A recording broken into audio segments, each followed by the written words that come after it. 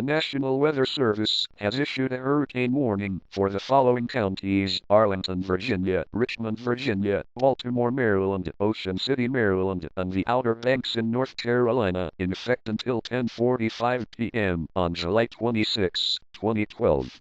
On July 14, 2012, authorities reported a Category 5 hurricane with wind speeds up to 75 miles per hour.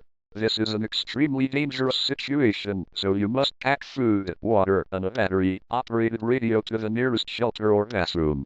Once again, this is an extremely dangerous situation, so you must pack food, water, and a battery-operated radio to the nearest shelter or bathroom. The National Weather Service has issued a hurricane warning for the following counties: Arlington, Virginia, Richmond, Virginia, Baltimore, Maryland, Ocean City, Maryland, and the Outer Banks in North Carolina, in effect until 10:45 p.m. on July 26, 2012. This is again an extremely dangerous situation. Do not wait, it could be too late. Unruly behavior will not be tolerated. It is illegal and you will be arrested.